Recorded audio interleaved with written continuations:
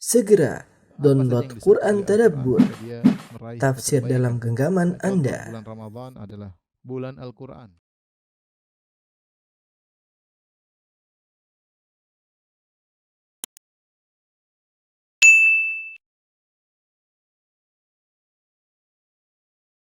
Bismillahirrahmanirrahim. Assalamualaikum warahmatullahi wabarakatuh.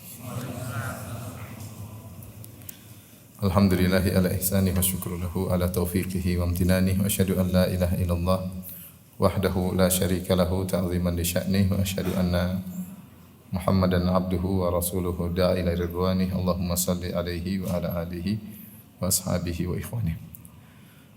Hadirin dan hadirat yang dirahmati oleh Allah Subhanahu wa taala. Kita lanjutkan bahasan kita dari kitab Al-Kabair tentang dosa-dosa besar karya Imam Adz-Dzahabi Asy-Syafi'i rahimahullahu taala. Tidak lain tujuannya adalah agar kita sendiri terhindar dari dosa-dosa ini ya, dosa-dosa besar ini. Karena kalau dosa-dosa yang kita melakukannya dosa-dosa kecil, tentu perkaranya masih lebih ringan. Lain halnya dengan dosa-dosa besar yang membinasakan. Dan tujuannya juga adalah agar kita ingatkan keluarga kita agar terjauhkan dari dosa-dosa besar tersebut. Demikian juga orang-orang di sekitar kita. Karena dosa-dosa besar ini sangat banyak terjadi di masyarakat ya, yang dilakukan oleh kaum muslimin dan kaum muslimat. Kita lanjutkan Al-Kabira As-Sabi'atu Wasittun. Dosa besar yang ke-67. Al-mutaffif fi waznihi wa kailihi. Al-mutaffif yaitu seorang yang mengurangi takaran dengan takaran yang sedikit. Tidak dikatakan tatfif kecuali dikurangi cuma sedikit, tidak banyak. Karena kalau banyak ketahuan. Sehingga orang yang melakukan ini dia berdusta kepada pembelinya ya. Kenapa? Karena yang dia kurangi sedikit sehingga tidak kelihatan. Makanya disebut dengan at-tatfif. Misalnya pada wazn maksudnya berat. Seperti 10 kilo ternyata 9 kilo 8 ons misalnya. Atau 9 kilo 9 ons. Kalau dikurangi 1 ons tidak kelihatan. Tidak kelihatan. Orang pun tidak sadar kalau ternyata dikurangi 1 ons. Atau dalam kail. Kail adalah takaran. Yang harusnya 10 liter mungkin jadi 9,9 liter ya. Jadi yang dia kurangi cuma sedikit dan sehingga masyarakat atau pihak pembeli tidak ngerti. Ternyata mengurangi sedikit ini dosa besar. Ini dosa besar. Karena ada sisi penipuan, sisi pengkhianatan ya.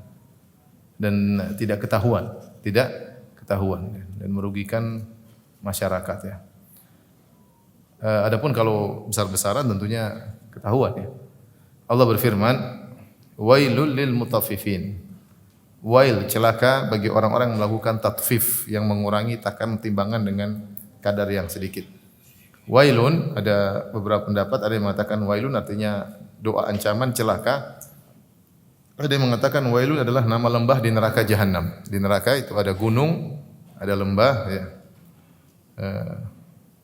Dalam ayat Allah mengatakan sanurhiquhu sa'uda. Kami akan menyiksanya dengan suruh memanjat. Di neraka ada orang disiksa dengan apa? Memanjat. Dan di neraka ada lembah, seorang disiksa dengan dilempar di lembah. Sehingga sebagian ahli tafsir mengatakan wailun artinya lembah di neraka. Artinya dia akan dilemparkan dalam lembah di neraka jika melakukan tatfif, mengurangi takaran. Kata Allah, siapa mereka ini? Al-mutaffifin alladzina idza iktalu 'alan nasi yastawfun. Kalau mereka membeli barang dari orang lain, mereka ingin takarannya dipenuhi, tidak boleh dikurangi sedikit pun. Kalau beli barang 10 liter, 10 liter, 100 liter, 100 liter, tidak mau dikurangi sedikit pun. Akan tapi sebaliknya, wa idza kaluhum aw wazanuhum yukhsirun. Tapi kalau mereka yang jual baik dalam takaran atau timbangan, yukhsirun, mereka kurangi. Tapi sedikit enggak banyak. Ya. Ala yadhunnu ulaika annahum mab'utsun? Tidakkah mereka menyangka atau meyakini bahwasanya mereka bakalan dibangkitkan li yaumin azim, pada hari yang sangat dahsyat? Yauma yaqumun nasu lirabbil alamin. Hari di mana manusia akan berdiri menanti kedatangan Allah Subhanahu wa taala. Di antara nama-nama hari kiamat adalah Yaumul Qiyamah. Kenapa disebut dengan Yaumul Qiyamah? Karena diambil dari qiyam. Qiyam artinya berdiri. Manusia ketika di padang mahsyar enggak ada yang duduk, semuanya apa? Berdiri. Berdiri menanti kedatangan Allah dalam kondisi matahari sangat dekat 1 mil, panas yang amat terik, dan mereka berdiri menanti kedatangan Allah Subhanahu wa taala. Makanya disebut dengan Yaumul Qiyamah, hari di mana manusia berdiri. Di sini Allah menjelaskan bahwasanya orang-orang yang melakukan tatfif ini, mengurangi takaran, mengurangi timbangan, tidak lain dia berani melakukan hal tersebut kecuali karena imannya kepada hari kiamat kurang. Seandainya dia yakin dengan adanya hari kiamat, seandainya dia yakin dia akan diberdirikan pada hari kiamat kelak di hari yang sangat dahsyat, dia pasti tidak berani melakukan tatfif meskipun hanya sedikit. Kemudian Imam Dhahabi berkata, wa dzalika dharbun minas sariqah wal khiyanah wa aklil mali bil batil. Kenapa termasuk dosa besar? Kata Imam Dhahabi, perbuatan tatfif, mengurangi takaran dengan sedikit ini adalah bentuk dari pencurian, mencuri harta pembeli, ya, mencuri harta pembeli karena pembeli bayar ternyata tidak ada yang dijual, dikurangi, ya. Dan termasuk bentuk sikap khianat, ya, karena orang menyangka, orang tertipu, disangka kita menjual, penjualnya disangka menjual dengan kadar yang tepat, ternyata dikurangi. Dan termasuk aklil malil bil batil, termasuk memakan harta orang lain dengan cara yang batil. Ini kata Imam Zahabi, pandangan dia. Ini benar, seperti mencuri, dan ini bentuk pengkhianatan dan makan harta dengan cara yang tidak benar. Beda kalau orang ngerampas. Kalau orang rampas, orang tahu memang ini dirampas. Tapi kalau tatfif tidak ketahuan. Tidak ketahuan. Dan ini banyak prakteknya di masyarakat, banyak ya. Seperti apa? Seperti misalnya yang jualan gas, ya. Jualan gas. Ya. Saya tidak menuduh ya. Ini cerita pengalaman orang ya. Mungkin banyak penjual gas yang jujur. Bukan semua penjual gas ya, tapi ada yang menjual gas, ditulisnya 3 kilo, di tabungnya, ternyata prakteknya cuma diisi 2,8 atau 2,7. Dan itu benar terjadi karena ada penjual gas yang langsung cerita ke saya, akhirnya dia tidak jadi jualan gas lagi. Ceritanya panjang, tapi intinya demikian. Intinya demikian. Tulisannya 3 kilogram. Masyarakat yang beli tahu itu 3 kilogram. Ya, mereka juga nggak pernah pulang nimbang ya, pokoknya beli percaya aja. Ternyata isinya 2,7 atau 2,8 kilogram. Ini contoh. Ini banyak loh, bukan sedikit lagi, banyak. Atau sebagian orang yang jualan di pom bensin ya, jangan tersinggung ya. Kalau yang jujur nggak usah tersinggung ya. Yang nggak jujur ya silakan. Tapi kalau yang jujur nggak usah tersinggung. Saya tidak nuduh orang banyak yang jujur, tapi kita cerita tentang orang yang tidak jujur.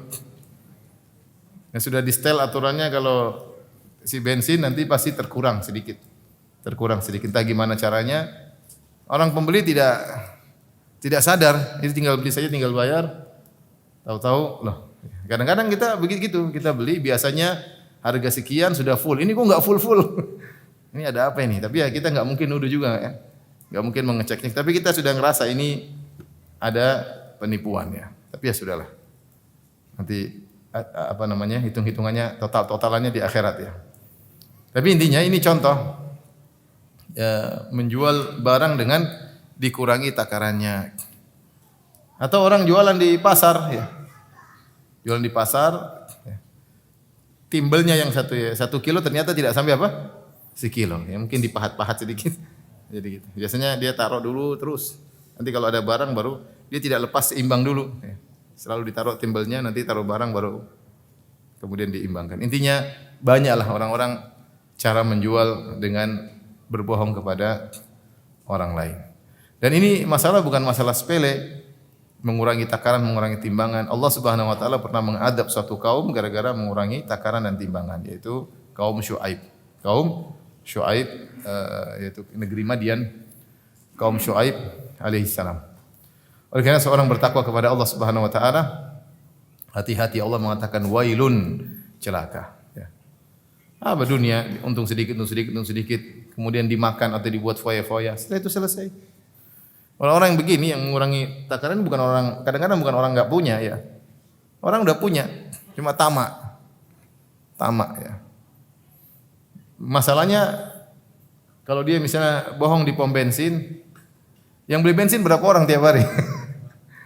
Dia nanti masalah di hari kiamat kelak dengan banyak orang. Yang jual gas dikurangi, yang beli gas dari dia tiap hari berapa? Banyak orang. Repot. Mending daripada antum jualan terus antum harus bohongi masyarakat, enggak usah jualan. Enggak usah jualan.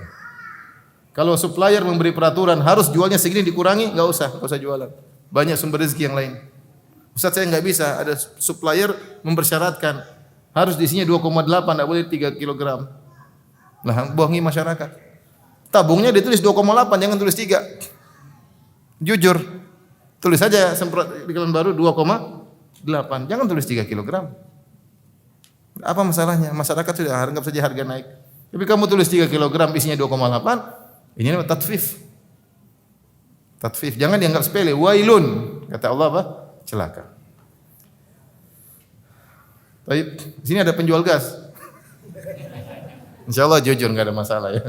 Kalau jujur santai aja, enggak usah tersinggung. Yang tersinggung yang enggak jujur. Ada yang punya pom bensin.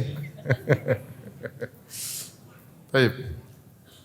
Yang berikutnya al-kabira ats-tsamina wa sittun. Dosa besar yang ke-68. Al-amnu min makrillahi ta'ala, merasa aman dari makar Allah Subhanahu wa taala. Makar maksudnya balasan. Allah ada disebut dengan sifat-sifat Allah yang disebut ala wajhil muqabalah, yaitu dalam sisi karena membalas, seperti Allah berbuat makar kepada orang yang berbuat makar. Allah mengejek pada orang yang mengejek. Ya. Seperti kata Allah, makaru wa makarallah wallahu khairul makirin. Mereka berbuat makar dan Allah berbuat makar kepada mereka. Jadi Allah berbuat makar kepada orang yang berbuat makar, tapi tidak kita katakan Allah adalah memiliki sifat makar, enggak. Tapi Allah berbuat makar kepada orang yang apa? Berbuat makar. Dan ini pantas buat dia. Allah mengejek kepada orang yang mengejek. Seperti orang-orang apa? Orang-orang munafikin. Ya. Innal munafiqina yukhadi'una Allah wa huwa khadi'uhum. Orang-orang munafikin mereka menipu Allah dan Allah akan nipu mereka nanti hari kiamat. Ya, dikasih cahaya untuk melewat sirat, mereka sudah senang. Ternyata cahayanya diredupkan. Karena selama ini mereka nipu di dunia, KTP-nya Islam ternyata benci dengan Islam. Menipu kaum mukminin, menipu Allah Subhanahu wa taala, tapi mereka tidak bisa menipu Allah. Maka hari kiamat kelak Allah permainkan mereka sebagai bentuk balasan kepada mereka.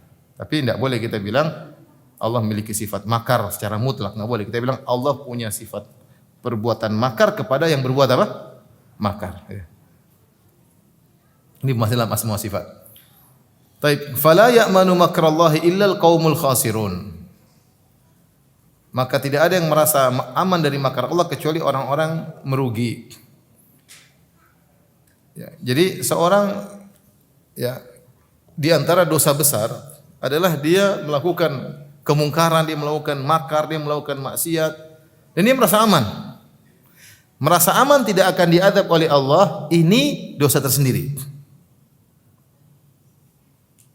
Lain halnya ketika dia melakukan dosa dan dia merasa bersalah, dia takut. Dosanya ada, dia dosa berbuat maksiat. Tapi dalam hatinya ada rasa apa? Takut kepada Allah. Tapi ketika dia bermaksiat dan dia merasa nyaman dan dia merasa aman, dia merasa Allah tidak bakalan menghukum dia, itu dosa tersendiri, namanya al-amnu min makrillah. Merasa aman dari hukuman Allah Subhanahu wa taala. Ini dosa besar. Lebih besar daripada ketika mungkin dia melakukan dosa. Dan ini biasanya muncul karena sudah sering dia melakukan maksiat dan dia aman-aman saja. Dia aman-aman saja. Orang mungkin kena, ada yang ketangkap, dia enggak pernah ketahuan. Dan dia merasa aman, dia tidak pernah sakit, usahanya sukses terus. Padahal penipuan terus dia jalankan, maksiat terus dia kerjakan, tidak ada rasa takut kepada Allah Subhanahu wa taala. Nah, ini dosa besar tersendiri. Wa qala ta'ala, Allah berfirman dalam ayat yang lain, hatta idza farahu bima utu akhadnahum baghtah.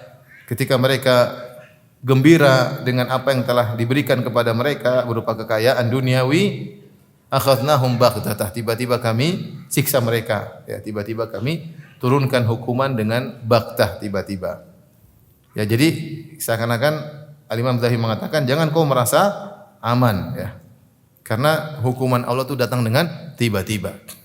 Mungkin orang tidak lihat, tiba-tiba kau dicabut nyawanya. Lagi bangga-bangga dengan kesehatan kebugaran tubuh, kemarin bohongin orang, kemarin nipu orang, tahu-tahu mati. Tahu-tahu mati. Kemarin baru korupsi harta negara, nipu masyarakat, lagi senang-senangnya tiba-tiba mati. Nah, ini Allah hukum secara tiba-tiba. Selama ini dia merasa nyaman, merasa tentram, tidak rasa takut, dia nyaman-nyaman aja. Perasaan tentram, nyaman, Allah tidak hukum saya, itu dosa tersendiri. Lain daripada dosa-dosa yang dia lakukan. Dosa yang dilakukan sendiri, korupsi dosa tersendiri, bohongin orang dosa tersendiri. Ya. Merasa aman bahwasanya tidak bakalan terkena siksaan, dosa tersendiri. Dan itu dosa besar juga. Tapi ingat, Allah kalau sudah memberi hukum, tiba-tiba. Di saat orang sedang di puncak-puncaknya, sedang lagi senang-senangnya, lagi hura-huranya, lagi tinggi jabatannya, tiba-tiba Allah cabut nyawanya. Ya, Allah cabut nyawanya. Terkadang Allah cabut nyawanya seakan-akan natural. Orang tidak sadar kalau itu adalah hukuman dari Allah Subhanahu wa taala. Mungkin kecelakaan, mungkin mungkin serangan jantung, mungkin orang lihat tidak tahu bahwa itu hukuman dari Allah. Seakan-akan kematian yang natural atau kecelakaan yang natural, tapi ternyata itu adalah siksaan tiba-tiba dari Allah Subhanahu wa taala. Waliyadzubillah. Oleh karenanya, peringatan bagi saya pribadi dan juga bagi para hadirin hadirat, jika bermaksiat kepada Allah, takut. Istighfar ya, takut. Jangan santai. Orang kalau bermaksiat entah dia salah berucap, salah melihat, salah mendengar, apapun dia harus timbulkan rasa takut. Istighfar kepada Allah. Jangan dia santai aja, dia santai hatinya mati sehingga rasa takut tersebut hilang dan dia merasa aman. Saya katakan tadi, rasa aman ini muncul kapan? Ketika maksiat dilakukan berulang-ulang dan tidak ada hukuman yang mengenai dia. Akhirnya timbullah rasa aman tersebut. Enggak ada masalah. Seakan-akan Tuhan tidak ada. Seakan-akan Tuhan cuek dengan apa yang dia lakukan. Buktinya dia sudah melanglang buana dalam dunia hitam, tapi dia aman-aman saja. Maka kita sebagai orang mukmin hendaknya kalau maksiat rasa takut kepada Allah Subhanahu wa taala. Orang mukmin itu ketaatan membuat dia bahagia, kemaksiatan membuat dia tidak bahagia. Tentu tidak, kita semua tidak ada yang lolos dari namanya maksiat. Tapi bagaimana sikap kita ketika terjerumus dalam maksiat? Hendaknya kita merasa tidak apa? Tidak tentram. Baik, ayat berikutnya. Innal ladzina la yarjuna liqa'ana wa radu bil hayatid dunya wa tama'annu biha wal ladzina hum an ayatina ghafilun ulaika ma'wahumun naru bima kanu yaksibun.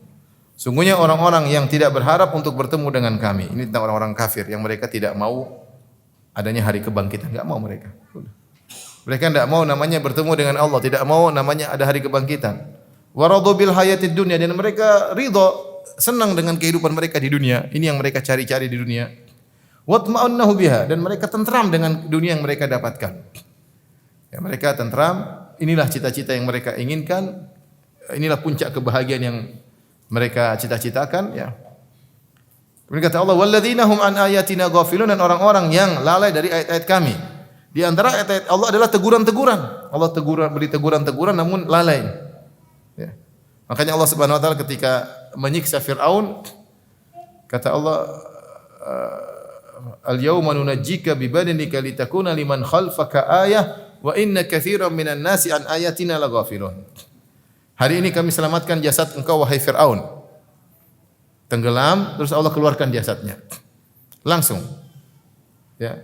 Litakuna liman khalfaka ayah, agar engkau menjadi tanda-tanda kebesaran Allah bagi orang-orang setelahmu wahai Firaun. Bahwasanya ini Firaun ini pernah ada orang sombong seperti ini. ditenggelamkan oleh Allah, jasadnya tidak dihilangkan oleh Allah. Kalau dihilangkan oleh Allah orang lupa, tapi jasadnya diselamatkan. Kata Allah, "Nunajjika bibadanika." Kami selamatkan jasadmu wahai Firaun. Litakuna liman khalfaka ayah, agar engkau menjadi tanda kebesaran Allah bagi orang setelahmu. Setelah itu Allah berfirman, "Wa inna katsiran minan nasi an ayatina laghafilun." Akan tapi banyak orang lalai dari tanda-tanda kami. Seperti sebagian kita terjadi gempa, ya, biasa aja. Selalu dikaitkan dengan natural, bukan karena maksiat. Dia terkena sakit, dia natural, biasa. Dia tidak kaitkan bahwasanya karena maksiat yang saya lakukan. Atau mungkin keluarganya ada yang terkena ini, dia tidak ada kaitkan. Kayaknya ya selalu, bahkan dia memposisikan dirinya sebagai orang yang ujub. Oh, ini karena iman saya mau ditambah, iman saya mau ditambah. Sehingga dia posisinya posisi ujub selalu. Entah dia mengkaitkan segala kegiatan dengan natural, ini karena gempa ya karena perubahan lempeng bumi, oh ini karena ada ini, karena dia benar. Ketika Allah menimpakan suatu teguran, ada sebab-sebabnya. Sebab-sebab duniawi itu disebabkan karena sebab-sebab ukhrawi, karena nilai-nilai agama yang ditinggalkan. Nilai agama yang ditinggalkan. Allah telah mengatakan, "Wa ma asabaka min sayyi'atin famin nafsik." Tidak ada yang keburukan yang menimpamu kecuali dari dirimu sendiri. Ayatnya umum. Wa ma asabaka min sayyi'atin, tidak ada satu keburukan apapun yang menimpamu illa min nafsik, kecuali akibat dirimu sendiri. Ma asabakum min musibatin fabima kasabat aydikum. Tidak ada satu musibah yang menimpa kalian kecuali akibat ulah perbuatan kalian. Semua yang kita alami, ya, permasalahan di atas muka bumi ini, apakah karena diri kita bermasalah, ada problem dengan keluarga, ada masalah dengan anak, dengan orang tua, dengan tetangga, itu semua gara-gara dosa yang kita lakukan. Ya. Maka seorang harus selalu peka terhadap teguran-teguran Allah Subhanahu wa taala. Maka Allah ingatkan jangan sampai seorang merasa aman. Setiap ada ayat-ayat Allah teguran, dia tidak peka. Ketika dia tidak peka terhadap teguran-teguran tersebut, maka dia merasa aman dari hukuman Allah Subhanahu wa taala, merasa aman akan dihukum oleh Allah di dunia sebelum di akhirat. Ini adalah dosa besar tersendiri. Kata Ibnu Mas'ud radhiyallahu taala anhu, "Innal mu'min yara dhunubahu ka'annahu qa'idun tahta jabalin yakhafu an yaqa' alaihi." Seorang mukmin melihat dosa-dosanya seperti seorang yang sedang duduk di bawah sebuah gunung yang akan jatuh menimpanya. Dia khawatir bahwasanya akibat dosa yang dilakukan tersebut tiba-tiba berdampak bagi dirinya. Dia selalu takut melakukan maksiat. Orang mukmin melakukan maksiat, yara dzunubahu. Dia memandang maksiat yang dilakukan itu seakan-akan kondisi dia di bawah sebuah gunung yang siap jatuh menimpanya. Wa innal munafiq, adapun orang munafik, yara dzunubahu kadzubabin marra ala anfihi fayaqulu hakadha. Adapun orang munafik, maka dia melihat dosa-dosa yang dia lakukan seperti lalat yang lewat di depan hidungnya, kemudian dia cuma kebas begini saja, tidak dia pedulikan. Apa tidak rasa takut sama sekali. Inilah dosa besar yang harus dihindari. Al-amnu min makrillah, merasa aman tidak akan dihukum oleh Allah Subhanahu wa taala. Seorang mukmin kalau melakukan maksiat segera beristighfar, segera bertaubat. Khawatir nikmat yang Allah berikan pada dia akan dicabut. Akan dicabut. Dan banyak akibat maksiat. Kenikmatan yang dicabut, kenikmatan khusyuk dalam salat, kenikmatan tadabbur Al-Qur'an dicabut, ya. Banyak kenikmatan. Maka jangan lupa untuk banyak istighfar ketika bermaksiat. Tapi yang berikutnya, al-kabira at-tasi'ah wa sittun. Dosa besar yang ke-69, ya. Al-iyas min rauhillahi ta'ala wal qunut. Putus asa dari rauhillah, yaitu dari pertolongan Allah, wal qunut, putus asa dari rahmat Allah Subhanahu wa taala. Ada dua istilah, yaitu al-qunut min rahmatillah wal ya'su min rauhillah. Apa bedanya?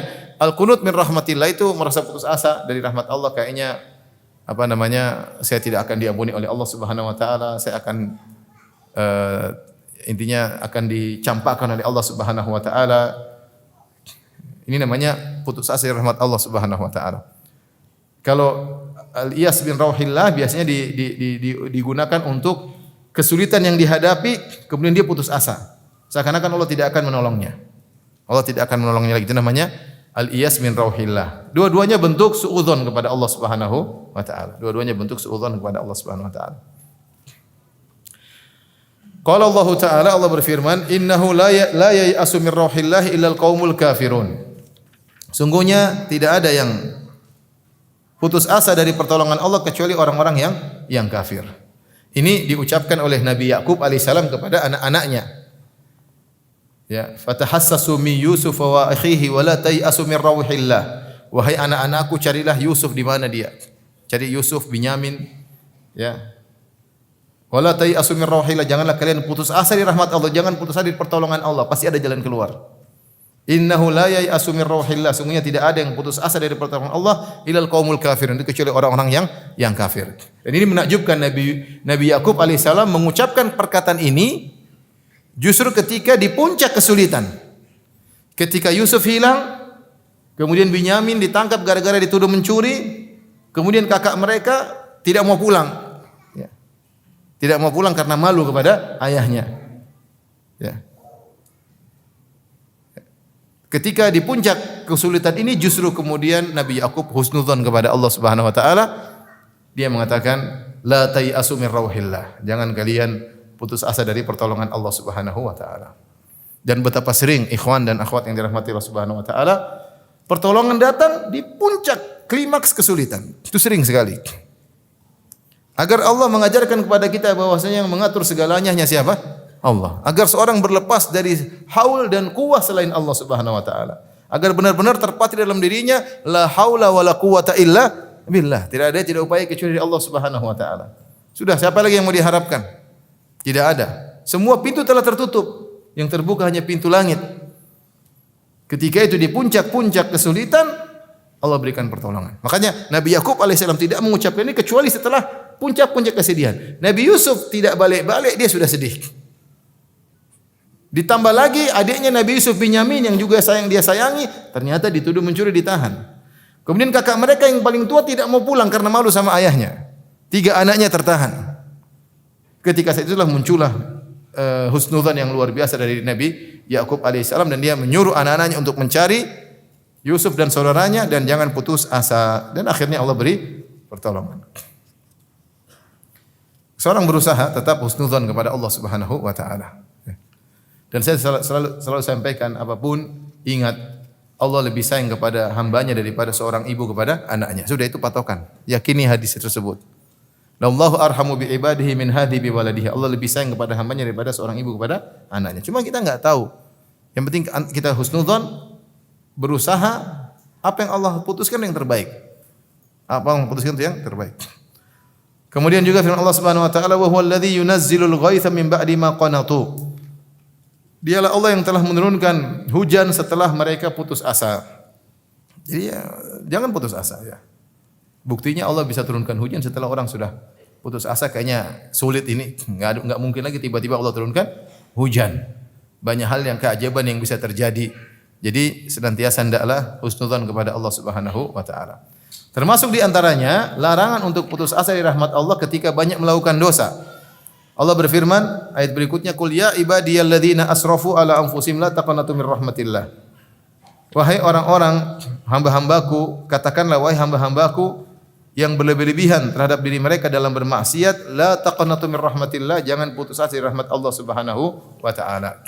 Ini ayat, salah satu ayat yang dikatakan oleh para ulama arja ayatin fi kitabillah, ayat yang paling memberi harapan bagi pendosa dalam Al-Qur'an. Ada ulama khilaf tentang ayat apa yang paling memberi harapan bagi seorang pendosa.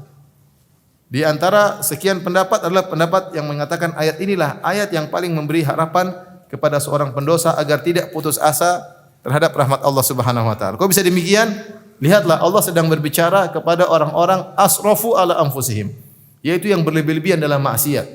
Israf itu bahasa kita mubadzir, yang mubadzir dalam maksiat, bukan maksiat sedikit-sedikit, maksiatnya banyak.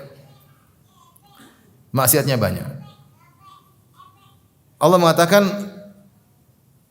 "Qul," katakanlah, yaitu Allah menyuruh Nabi sallallahu alaihi wasallam untuk menyampaikan. Demikian juga para dai untuk menyampaikan. Kepada siapa? Kepada orang-orang yang bergelimang dalam kemaksiatan. Qul ya ibadi, katakanlah kepada mereka seruanku ini, seruan ilahi. Ya ibadi, wahai hamba-hambaku. Ternyata para pelaku maksiat tersebut Allah masih menamakan mereka dengan hamba-hambaku. Allah masih menamakan apa? Dengan hamba-hambaku. Bukan wahai budak-budak syaitan, tidak. Kita aja orang tua, kalau saya kadang-kadang marah, kalau lagi marah sama istri, saya bilang tuh ambil anakmu itu, padahal anak kita bersama. Itu anakmu perhatikan tuh. Padahal anak saya juga. Cuma begitu kan, kalau lagi marah sama anak, saya itu anakmu perhatikan. Allah Subhanahu wa taala ketika hamba bermaksiat dan bergelimang dalam maksiat, Allah masih mengatakan ini hamba-hambaku. Ketika Allah menisbahkan hamba-hamba pelaku maksiat terhadap dirinya, berarti ada harapan yang besar. Karena Allah masih menamakan dengan apa? Hamba-hambaku. Qul ya ibadiyalladzina asrafu. Itu hamba-hambaku yang bergelimang dalam kemaksiatan, berlebih-lebihan dalam kemaksiatan. La taqnatu min rahmatillah. Jangan putus asa dari rahmat Allah. Allah menyuruh Nabi sallallahu alaihi wasallam, menyuruh orang-orang saleh untuk menyampaikan hal ini kepada para pelaku maksiat. Karena khawatir mereka putus asa. Khawatir mereka merasa tidak dirahmati lagi oleh Allah Subhanahu wa taala. Ya. La taqnatu min rahmatillah. Innallaha yaghfiru dzunuba jami'an innahu huwal ghafurur rahim. Sungguhnya Allah mengampuni segala dosa. Sungguhnya Allah Maha Pengampun lagi Maha Penyayang. Betapa sering saya ditanya, Ustaz, saya melakukan ini, apakah saya masih bisa diampuni? Itu bagus, rasa takut, tetapi tidak boleh putus asa. Kemudian dalil yang terakhir dibawakan oleh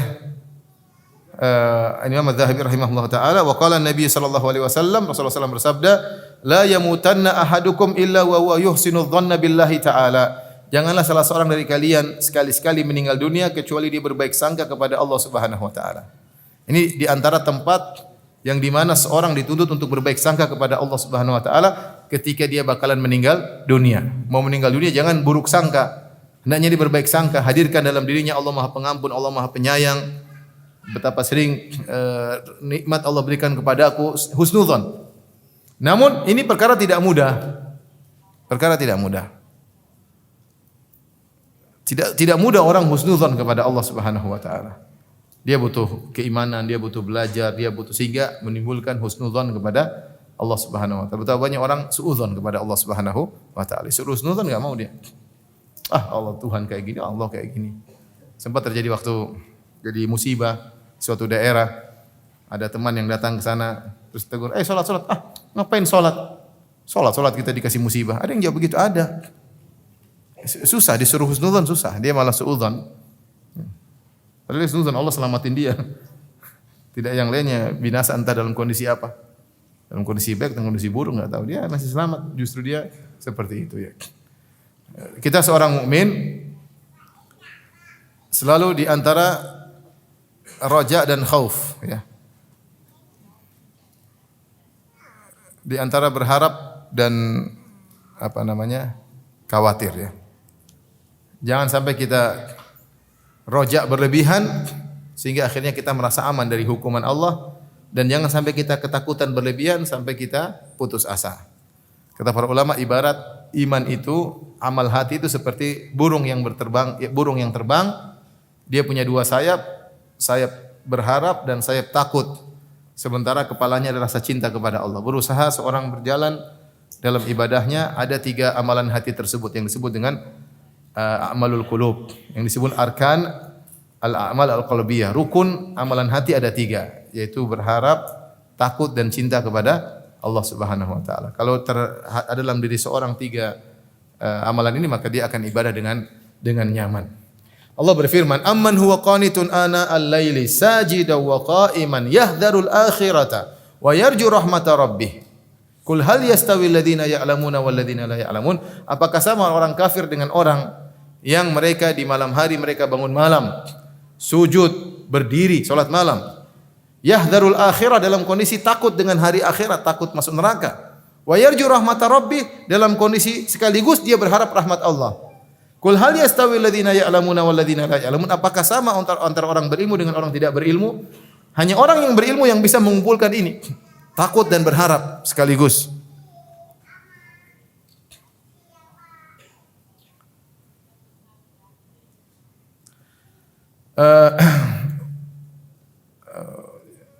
Jadi seorang berusaha untuk ya menggabungkan antara rasa takut dan berharap ya dalam ibadahnya keseharian ya. Nah, kata para ulama ketika dalam kondisi mau meninggal dunia, dia harus menjadikan rasa harapan mendominasi rasa takut. Dia berusaha menjadikan jadi seorang berusaha untuk ketika dalam kondisi kata para ulama, jadi harapan dan rasa takut senantiasa seimbang. Namun dalam kondisi tertentu kita menjadikan yang satu lebih dominan. Kapan kita menjadikan rasa berharap lebih dominan? Ketika akan meninggal dunia. Ketika akan meninggal dunia sehingga kita husnudzan kepada Allah Subhanahu wa taala. Dan dalilnya adalah sabda Nabi sallallahu alaihi wasallam tadi, la yamutanna ahadukum illa wa huwa yuhsinu dzanna billahi azza wa jalla. Janganlah salah seorang dari kalian meninggal dunia kecuali dia berbaik sangka kepada Allah Subhanahu wa taala. Dan kita menjadikan rasa takut dominan ketika kita bermaksiat. Tapi jangan melupakan rasa harap. Karena kalau dominan berlebihan sehingga rasa harap dihilangkan, jadi putus asa. Enggak boleh. Ya. Demikian juga ketika kita mau meninggal, kita menjadikan berharap dominan, tapi jangan sampai hilang rasa takut sama sekali. Karena kalau hilang takut rasa sama sekali, jadilah tadi merasa aman dari hukuman Allah Subhanahu wa taala. Maka tadi ketika dalam maksiat hendaknya kita menjadikan rasa takut dominan. Kenapa? Agar kita tidak bermaksiat lagi. Agar kita tidak bermaksiat lagi. Taib, kita lanjutkan. Al-kabirah as-sab'un, dosa besar yang ke-70.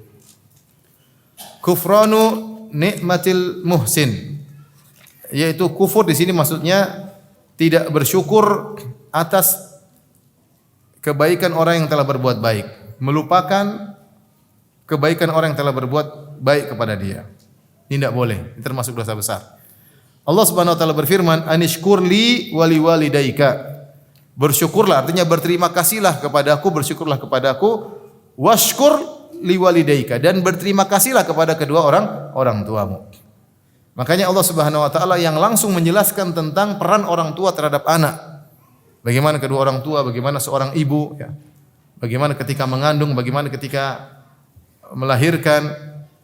Karena manusia tidak melihat itu semua. Kita tidak melihat bagaimana ibu kita ketika mengandung kita. Kita tidak melihat bagaimana ibu kita ketika bertarung dengan kematian ketika melahirkan kita. Kita tidak melihat ketika ibu kita merawat kita, mendiamkan kita ketika kita nangis, ketika kita cengeng, ketika kita sakit, bagaimana kondisi ibu yang ketakutan luar biasa. Kita tidak lihat. Makanya Allah sebutin supaya kamu enggak lupa, supaya kamu pandai berterima kasih. Supaya kamu pandai berterima kasih. Dan itu baru kita sadar ketika kita punya istri, baru istri kita begitu. Oh dulu saya juga ngini, ternyata begini dulu ngerepotin orang tua saya, sebagaimana anak saya merepotin istri saya. Baru kita sadar, oh ternyata orang tua dulu luar biasa ya. Saya punya teman di Madinah, dosen. Saya waktu haji 2000, kalau nggak salah 2019 haji terakhir, saya main ke rumah dia. Dia bilang, gimana kabar Syekh? Kata dia, aduh sekarang lagi susah nih. Kenapa? Oh istri saya tidak mau temui saya. Kenapa? Dia lagi hamil. Kalau udah hamil dia enggak mau lihat saya. Mau lihat saya enggak mau katanya. Ini anak saya keempat kalau tidak salah. Dulu waktu anak saya baru pertama, saya mau ceraikan istri saya. Ini orang bercanda. Mau dekati, mau lihat aja enggak mau. Maksudnya kalau bahasa kita apa namanya? Ngidam, kalau tawahum. Ngidamnya tingkat tinggi ya. Sampai suami enggak mau dilihat. Saya bilang, masa gini? Tapi saya sudah biasa. Pertama saya hampir mau ceraikan, kedua saya biasa, apalagi sekarang keempat ya sudah. Dia enggak mau lihat saya di kamar lain, dia di kamar lain, selesai. Ya, itu kan maksudnya bagaimana susahnya orang tua dahulu ya. Intinya Allah mengkhususkan penyebutan untuk berterima kasih kepada kedua orang tua, jangan lupa. Kemudian hadis la yashkurullah man la yashkurun nasa. Tidaklah dikatakan orang pandai bersyukur kepada Allah yang tidak tahu berterima kasih kepada orang lain. Ya. Orang yang berbuat baik dituntut untuk tidak mengharap terima kasih dari orang lain. Jadi kita punya dua sisi. Sisi orang yang berbuat baik dan sisi orang yang dibaikin. Sisi orang berbuat baik jangan pernah menuntut untuk diterima kasihin. Allah berfirman, "Wa yut'imuna at'ama 'ala hubbihi miskinan wa yatiman wa asira, innama nut'imukum liwajhillah la nuridu minkum jazaa'an wala syukura." Di antara ciri-ciri penghuni surga, mereka adalah orang-orang yang beri makanan kepada fakir miskin, kepada anak yatim, kepada tawanan, makanan yang mereka sukai, mereka berikan. Setelah itu mereka berkata, "Innama nut'imukum liwajhillah." Sungguhnya kami beri makan kepada kalian karena Allah Subhanahu wa taala. La nuridu minkum jazaa'an wala syukura. Kami tidak ingin mendapatkan terima kasih dari kalian atau balas budi, enggak mau. Itu adab orang yang berbuat baik. Agar dia mendapatkan ganjaran dari Allah Subhanahu wa taala secara sempurna. Karenanya ketika Aisyah radhiyallahu anha memberikan dia suruh budaknya untuk memberikan sesuatu kepada orang lain. Setelah dikasih, Aisyah mengatakan, "Kamu tolong ikuti dia apa yang dia ucapkan." Akhirnya ketika budaknya ngasih sesuatu kepada orang lain, orang tersebut mendoakan Aisyah. Maka Aisyah ingin tahu dia doa apa. Supaya apa? Supaya Aisyah juga bisa radhiyallahu anha bisa mendoakan dia dengan doa yang sama. Supaya apa? Supaya impas sehingga ganjaran Allah sempurna, tidak terkurang. Paham? Jadi Aisyah ingin tahu dia apa sih yang kan saya tidak berharap kebaikan dari dia. Ternyata dia berbuat baik kepada saya yang tidak mungkin kita larang, yaitu di antaranya mendoakan. Nah, Aisyah ingin tahu doa dia apa untuk saya. Supaya Aisyah juga mendoakan seperti doa dia. Ketika sama-sama mendoakan impas, tinggal pahala yang sempurna. Sampai seperti itu para salaf dahulu. Tidak pingin diberi balasan meskipun minta doa enggak. Ini sekedar adab saya ajarkan. Jangan kemudian antum kasih kue sama orang, doain saya ya. Enggak usah. Ya udah kasih aja. Enggak usah. Maksud saya kita mati diri ya. Maksudnya enggak usah begitu lah ya. Enggak usah. Kita ya sesekali boleh lah. Itu hukum bukannya tidak boleh, boleh sesekali. Ada keperluan atau apa, tapi asalnya kita berserah diri kepada Allah Subhanahu wa taala. Jangan kita mau berbuat baik kemudian kita minta balasan. Di antara bentuk balasanlah minta doa. Makanya kata Nabi sallallahu alaihi wasallam mengajarkan ini pihak pertama orang yang berbuat baik jangan minta balasan sama sekali. Karenanya terkadang kita melakukan kebaikan kepada orang yang dekat dengan kita, Allah mentakdirkan dia tidak tahu terima kasih. Biarin aja enggak apa-apa. Dia tidak tahu terima kasih, tidak tahu diri, enggak apa-apa. Antum jangan marah ya, biarin aja. Allah ingin antum pahalanya sempurna. Allah ingin antum pahalanya sempurna. Terkadang seorang anak mungkin berbuat baik sama orang tuanya cuekin. Saya kemarin ada orang yang mengeluh, dia bilang, "Ustaz, saya berbuat baik sama ibu saya, tapi saya enggak pernah dianggap, Ustaz. Yang dianggap saudara saya yang suka ngambilin duit ibu saya. Saya kasih duit sama ibu kasih duit sama dia. Yang selalu dipuji saudara saya tidak pernah dipuji." Nah, itu Allah ingin pahala dia apa? Sempurna. Sehingga ketika dia memberi, dia sudah tidak harap pujian karena tidak bakalan dipuji. Ya udah kasih aja, itu sebagai anak kasih aja. Bahkan orang terdekat yang harusnya memuji kita malah tidak memuji. Jadi jangan harap pujian, jangan harap balasan sama sekali. Ya. Di lain sisi, pihak yang dibantu harus berterima kasih. Meskipun yang pihak membantu tidak berterima kasih, kamu harus punya adab. Adab yang Islam yang diajar oleh Allah, diajar oleh Nabi sallallahu alaihi wasallam, la yashkurullah man la yashkurun nas. Tidak dikatakan orang bersyukur kepada Allah jika tidak tahu berterima kasih kepada manusia. Kalau orang kasih hadiah kayak apa, kayak bilang terima kasih, jazakallahu khair. Kata Nabi sallallahu alaihi wasallam, man sana ilaikum ma'rufan fakafi'uhu. Siapa yang berbuat baik kepadamu maka balaslah, balas setimpal. Balas setimpal. Tapi tidak semua orang mau dibalas dengan setimpal. Fa illam tajidu ma tukafi'unahu fad'u lahu. Kalau kalian tidak mendapati balas setimpal bagi dia, maka doakan. Doakan sampai kalian merasa cukup doa ini setimpal dengan apa yang diberikan kepada saya, karena doa itu nilainya sangat mahal. Makanya sampai ada yang buka doa kan, pelayanan doa bayar sekian. Sempat dulu kan gitu, doa gini dibayar sekian, doa gini sekian. Apalagi doa minta jodoh bayarnya mahal. Apalagi doa minta dapat izin dari istri, wah lebih mahal lagi. Karena doa itu sangat luar biasa efeknya. Jadi maksud saya, lihatlah bagaimana kita disuruh untuk membalas kebaikan orang. Fakafi'uhu, balaslah kebaikan dia. Sebisa mungkin. Ada orang-orang yang tidak butuh balasan, orang kaya kasih kita kalau kasih balasan justru dia merasa terhina. Tapi dia cuma kita cukup kita sopan santun, syukran, jazakallahu khair, terima kasih. Ya. Bukan ketika kita diberi bantuan untuk menjaga izah kita, kita merasa tidak perlu kayak dicuekin. Ini enggak benar. Kamu enggak tahu terima kasih namanya. Ada orang seperti itu dibantu tapi dia tidak mau merendah. Bukan merendah, kamu beradab dengan adab Islami. Bilang terima kasih. Dia sampai enggak mau bilang terima kasih. Kalau dia merasa bilang terima kasih akan dia rendah. Gimana? Ente enggak tahu adab kah?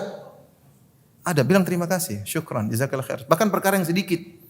Ada orang sudah berusaha kasih sesuatu meskipun bagimu tidak bernilai, bilang syukran. Terima kasih. Apalagi kalau nilainya mahal, syukron banyak.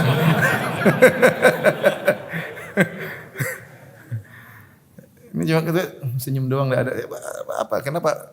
Dia ingin jaga harga dirinya tapi tidak tahu berterima kasih. Enggak boleh. Ya. Orang mau kasih ya karena mungkin dia sayang, mungkin dia apa macam-macam. Intinya tidak tahu berterima kasih kepada Allah, orang yang tidak tahu berterima kasih kepada manusia.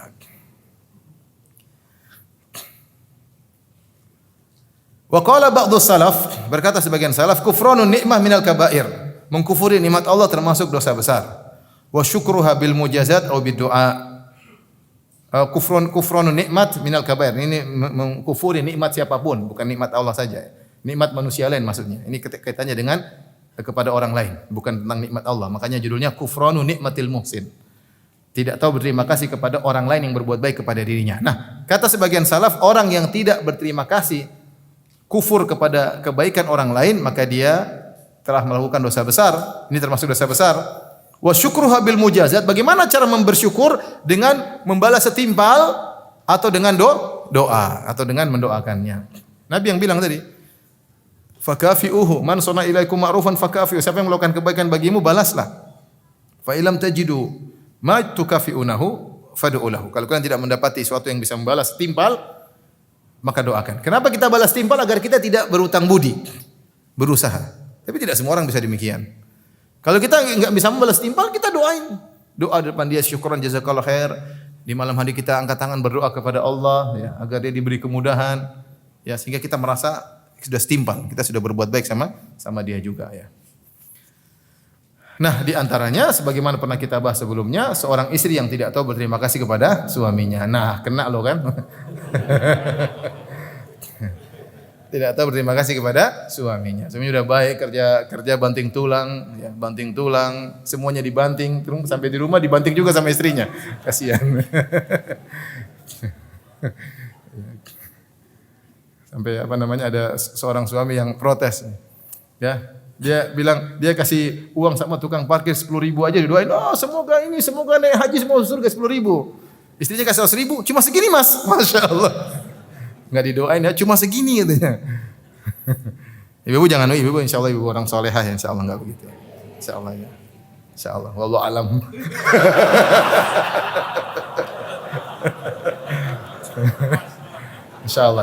Insyaallah ya. Hakikatnya Allah alam, Allah yang tahu ya. Dia bilang insyaallah. Oke, kita lanjutkan ya. Makanya sebab paling banyak bikin ibu masuk neraka gara-gara takfurnal ashir. Tidak tahu berterima kasih kepada suami. Suami salah satu. Suaminya nganggu-nganggu semua di sini.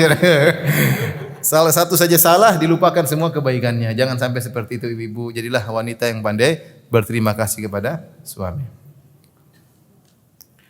Taib, dosa berikutnya al-kabiratul hadiyah wa sab'un, dosa ke-71.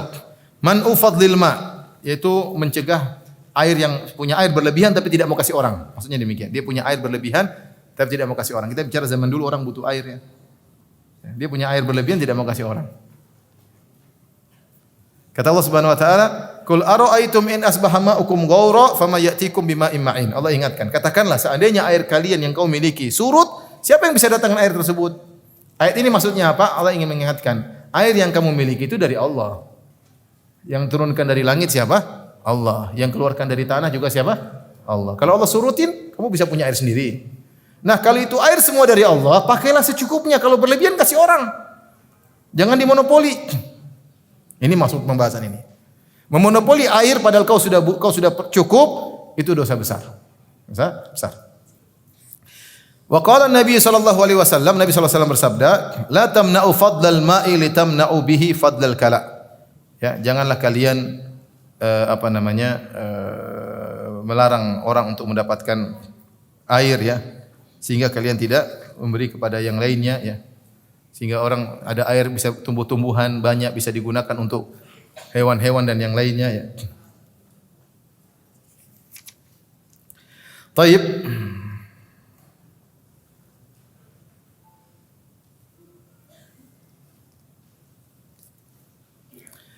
Wa qala la tabi'u fadlal ma. Jangan jualan air yang berlebihan ya. Kalau ada air kamu pakai, sisanya kasih. Ya. Sisanya kasih. Wa an Amr bin Syuaib an abihi an jaddihi an Nabi sallallahu alaihi wasallam qaal man mana'a fadla ma'ihi, siapa yang menyimpan atau menghalangi orang dari kelebihan air yang dia miliki, au fadla kalaihi, atau apa namanya rumput yang berlebihan yang dia sudah cukup dia tidak mau kasih orang, man Allahu fadlahu yaumal qiyamah, maka Allah akan menghalangi dia dari kebaikan Allah pada hari kiamat kelak. Ini semua dalil bahwasanya, adapun hadis yang terakhir ini didhaifkan oleh Syekh masyhur ya, tapi intinya ini semua dalil tentang larangan kalau Anda punya air dan itu kebutuhan pokok manusia ya. Kemudian Anda sudah cukup tidak mau kasih orang, sementara orang kehausan, orang ada perlu untuk tanamannya, Anda enggak mau kasih, maka Anda berdosa. Air itu dari Allah, bukan kamu yang ciptakan dari langit, bukan kamu yang ciptakan dari tanah. Semuanya dari Allah Subhanahu wa taala. Ada aturannya. Boleh dipakai, berlebihan kasih orang. Wa qala sallallahu alaihi wasallam salasatun la yukallimuhullah wa la yanzuru ilaihim yaumal qiyamah. Tiga golongan atau tiga orang yang Allah tidak berbicara dengan mereka, Allah tidak memandang mereka pada hari kiamat kelak. Wala yuzakkim, dan Allah tidak mensucikan mereka, walahum adzabun alim, dan bagi mereka azab yang pedih. Rajulun ala fadli ma'in bil falati yamna'uhu ibnas sabil. Seorang di tengah padang pasir atau di tengah tanah lapang, dia punya kelebihan air. Terus ada orang musafir lewat, dia tidak kasih. Lain hari kalau dia enggak punya, cuma sedikit buat dia saja ya, mungkin dia pelit, okelah. Ini airnya berkecukupan, dia cukup untuk dia, untuk anak istrinya cukup. Ada orang musafir lewat, dia enggak mau kasih. Ini sumur di tanah saya. Terus saya haus, enggak ada. Beli. Enggak boleh seperti itu. Kecuali kalau memang kamu sendiri kekurangan. Ini tidak akan dilihat oleh Allah dan bagi dia adab yang pedih. Wa rajulun baya al-imama la yubayyi'u illa lidunya. Seorang yang baiat imamnya dan tujuannya adalah duniawi, tidak dia baiat kecuali karena duniawi, bukan karena akhirat. Fa in a'tahu minha waffalahu. Kalau pemimpinnya memberikan dari dunia, apa perkara dunia, maka dia taat sama pemimpin. Wa illam yu'tihi minha lam yafilahu. Kalau ternyata tidak dikasih dunia oleh pemimpinnya, maka dia pun tidak menunaikan baiatnya. Yang ketiga, wa rajulun ba'a rajulan sil'atan ba'dal asr fa halafa billahi la akhadhaha bi kadza wa kadza fa saddaqahu wa huwa ala ghairi dzalik. Yang ketiga, seorang yang jual barang kepada orang lain setelah ba'da asar, kemudian dia bersumpah, saya ambil barang ini modalnya sekian-sekian. Ya, maka pembelinya membenarkan, ternyata dia bohong. Ya, dia bohong. Demi Allah ini cuma modal. Saya beli kok, ini saya cuma jualan. Saya belinya 10.000, makanya 12.000 kan wajar. Padahal dia belinya 5.000 ya. Misalnya, ini contoh. Sebagian penjual seperti itu. Ini semua dimurkai oleh Allah Subhanahu wa taala. Hadis riwayat Bukhari dan Muslim. Di antara tiga orang tersebut adalah orang yang punya kelebihan air, ada musafir lewat dia tidak kasih. Warawal Bukhari wa Zad, dan juga riwayat Imam Bukhari dan ada tambahan, rajulun mana fadla ma'in fayaqulullah al-yauma amna'uka fadli kama mana'ta fadla ma lam ta'mal bi yadak. Ada seorang yang mencegah kelebihan airnya tidak dikasihkan kepada orang lain, maka pada hari kiamat Allah berkata, al-yauma amna'uka, maka pada hari ini aku akan menghalangi karuniaku kepadamu sebagaimana engkau telah menghalangi kelebihan airmu kepada orang lain, padahal air tersebut bukan ciptaanmu. Padahal air tersebut bukan ciptaan. Baik, kita lanjutkan al-kabira ats-tsaniyah wa sab'un. Dosa besar ke-72, man wasama dabbatan fil wajhi. Siapa yang beri tanda dengan melukai wajah hewan. Dulu orang punya hewan, ada kasih tanda, tandanya dilukai, dikasih makan garis agar tahu ini sapi saya, itu sapi kamu ya. Ini onta saya, itu onta kamu, dikasih tanda. Nah, tidak boleh dikasih tanda di wajah, enggak boleh. Enggak boleh. Di badan boleh, di pundak boleh. Ya, hewan enggak apa-apa, tapi kalau wajah enggak boleh. An Jabir radhiyallahu anhu, dari Jabir radhiyallahu anhu, anna Nabi sallallahu alaihi wasallam marra bi himarin qad usima fi wajhihi. Rasulullah sallallahu alaihi wasallam melewati seekor keledai sudah dibikin tanda di wajahnya. Faqala, Nabi sallallahu alaihi wasallam berkata, la'anallahu alladhi wasamahu. Allah melaknat orang yang telah memberi luka di wajah keledai. Ya. Dan subhanallah di sebagian daerah di Afrika dikasih tanda di wajah manusia. Saya punya teman-teman banyak di Madinah ketika belajar banyak tanda ada 2 garis, ada begini ya mungkin ini dari suku ini ya. Tapi hewan aja nggak boleh apalagi manusia. Cuma tradisi mereka. Ya, jadi tanda bahwasanya dia dari wajah ini mungkin kalau 3 garis darah biru, kalau 4 garis darah coklat mungkin ya tapi ada tanda-tandanya. Dibuat tanda ya. Hewan aja nggak boleh apalagi manusia. Alhamdulillah di Indonesia nggak ada tradisi begitu. Ada tradisi gitu. Kamu dari suku ini garisnya 2 nggak ada. Alhamdulillah. Di Afrika ada dan itu teman-teman sendiri, teman-teman sekolah ya. Kemudian wa inda Abi Dawud tadi riwayat Muslim sekarang dari riwayat Abu Dawud amma balagakum anni la antuman wasamal bahimata fi wajhiha tidakkah telah sampai kepada kalian bahwasanya aku melaknat orang yang memberi tanda dengan melukai wajah hewan ternak au daraba fi wajhiha atau memukul hewan di wajahnya wa naha an dzalik dan Rasulullah SAW melarang hal tersebut. Tidak boleh kalau pukul hewan di belakangnya jangan pukul wajah hewan ya. Bagaimana indahnya Islam manusia hewan aja enggak boleh digituin apalagi manusia. Bahkan Rasulullah SAW perang melarang namanya muslah. Kalau orang tidak boleh cincang-cincang mayat enggak boleh ya. Hewan aja tidak boleh apalagi manusia. Qauluhu fa qaulu sallallahu alaihi wasallam Imam Az-Zahabi mengomentari. Amma balagakum anni la antu perkataan Nabi tidakkah telah sampai kepada kalian bahwasanya aku melaknat yang demikian yufhamu minhu dipahami anna man lam yablughu az-zajru ghairu athimin. Siapa yang tidak sampai kepadanya dalil, kemudian dia melakukan suatu dosa maka tidak berdosa karena tidak sampai padanya ada dalil. Dia sudah belajar tapi tidak sampai dalil padanya. Wa anna man balagahu wa arafa fa huwa dakhilun fil la'nah. Adapun siapa yang sudah tahu hukumnya, sudah sampai kepada dia tentang hadis ini kemudian dia masih melakukan hal tersebut, masih memberi tanda kepada wajah hewan, maka dia dilaknat. Wa kadza naqulu fi amati hadhil kaba'ir illa ma ulima minha bil ittirar min ad-din. Dan ini juga berlaku pada seluruh dosa-dosa besar yang sudah kita jelaskan. Dosa-dosa besar kalau ada orang melakukannya dia tidak tahu hukumnya, maka dia tidak berdosa. Kecuali kata Az-Zahabi perkara yang diketahui secara ittirar yaitu semua orang muslim tahu ini adalah dosa, maka tidak ada uzur bagi dia. Contoh zina, semua orang tahu zina itu apa? Haram. Kecuali orang baru masuk Islam mungkin. Ya.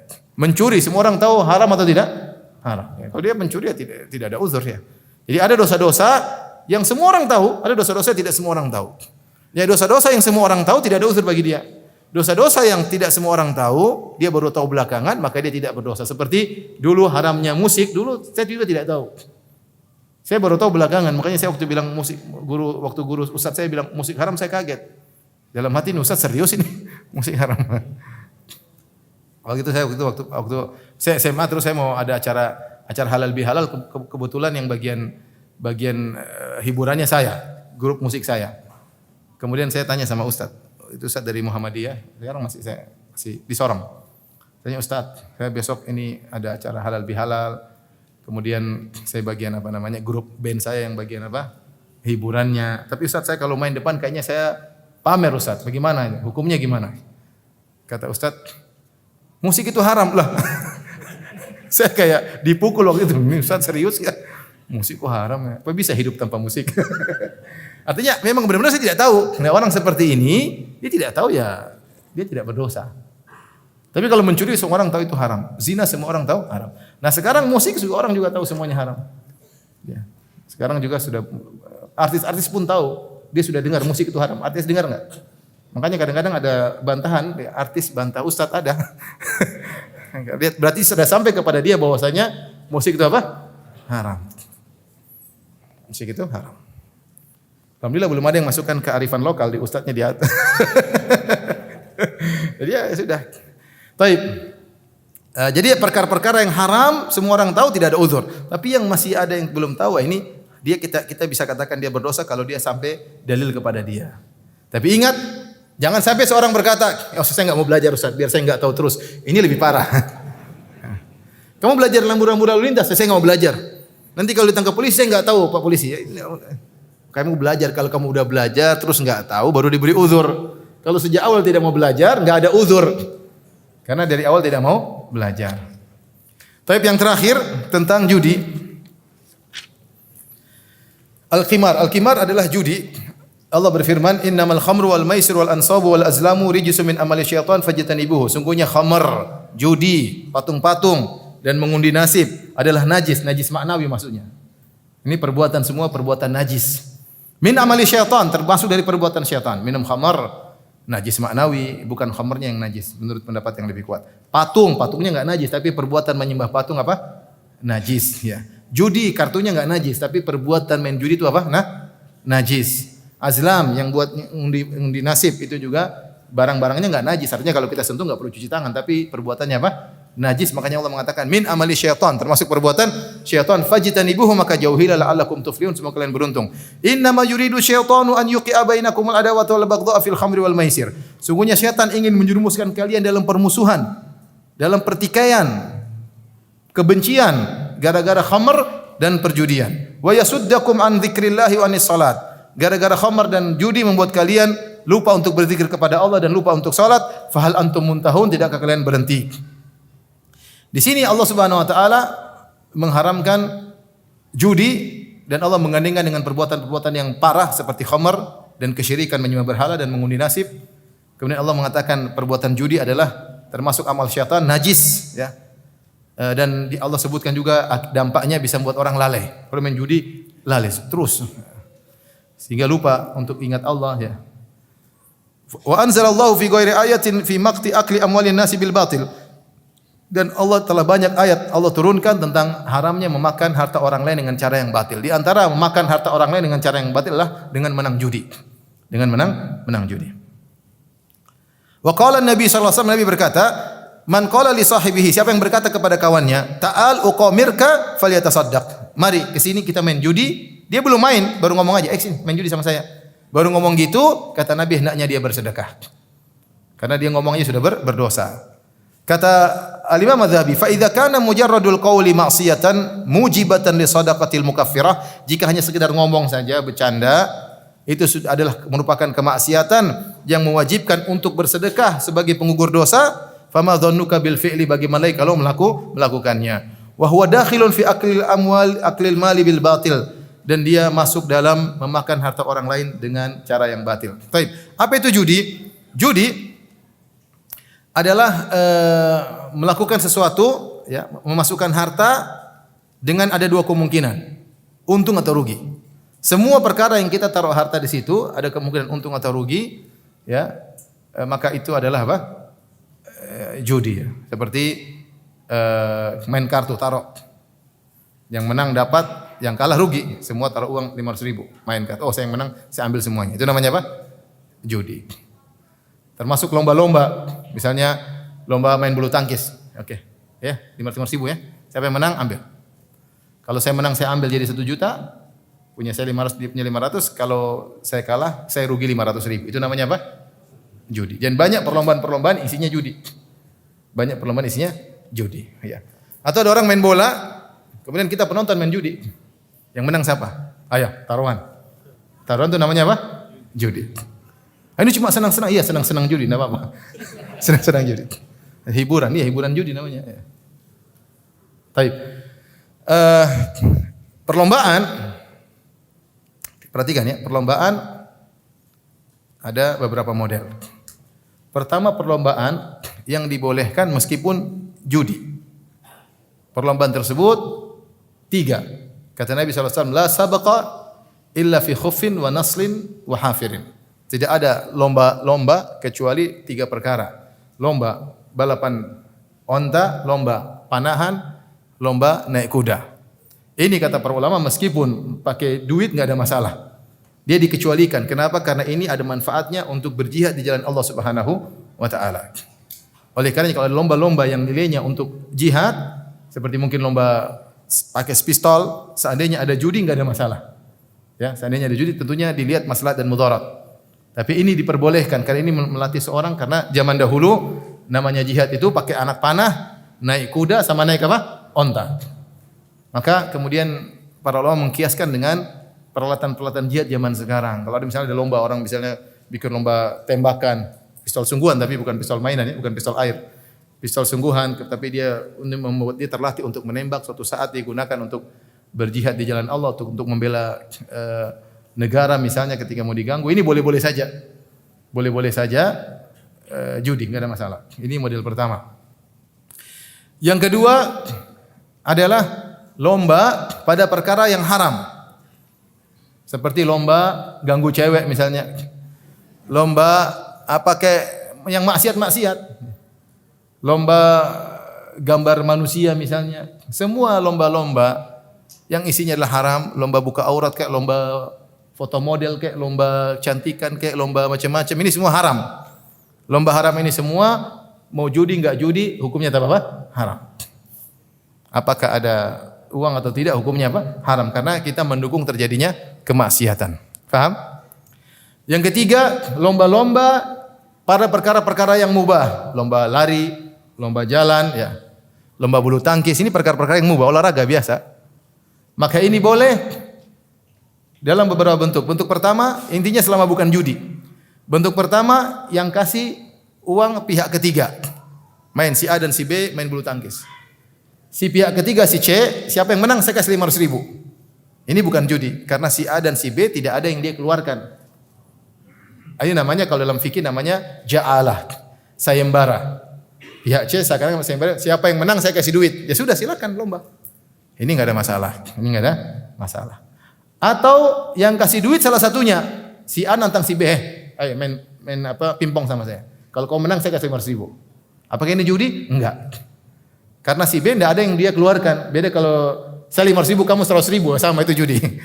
Tapi enggak, kamu kalahin saya kasih 500 ribu, namanya sayembara juga. Sayembara dan uangnya dari salah satu pihak. Tapi kalau dua-duanya letakkan duit meskipun berbeda nilainya, siapa yang menang dia dapat, maka itulah adalah apa? Judi. Ini semua adalah judi. Termasuk judi-judi modern zaman sekarang misalnya ya, orang membeli kartu tertentu ada bayar. Nah, nanti ada undiannya, Pak, tapi kartunya harus beli. Jadi anggota bayar sekian. Nanti diundi ke anggotanya yang menang dapat duit. Ini enggak boleh karena ada sesuatu yang dia keluarkan. Contoh seperti anak-anak. Anak-anak ada makanan, ada bonekanya dalam apa? Dalam makanan bisa jadi ada, bisa jadi enggak ada, tapi harganya agak mahal dikit. Bukan harga yang normal. Beda kalau itu harganya normal dan itu hanyalah hadiah, itu beda. Tapi kalau ada nilai pengorbanan, misalnya ciki-ciki ini, apa namanya kalau makanan ciki-ciki ya? Ciki-ciki harusnya mestinya 10 ribu, tapi dijual 15 ribu. Kenapa? Karena ada kemungkinan ada hadiahnya. Dia beli padahal harganya tidak wajar. Ini ada judinya. Begitu nggak dapat, waduh rugi ya ini. Ada nilai apa? Judinya. Jadi kalau kita melakukan sesuatu untung atau tidak rugi, maka itu bukan judi. Tapi kalau kita melakukan satu, kalau enggak untung rugi, itulah judi. Tapi kalau enggak untung ya enggak apa-apa, ya itu bukan judi. Baik, demikian saja apa yang bisa saya sampaikan. Insyaallah kita lanjutkan kesempatan yang lain. Wabillahi taufiq wal hidayah. Assalamualaikum warahmatullahi wabarakatuh.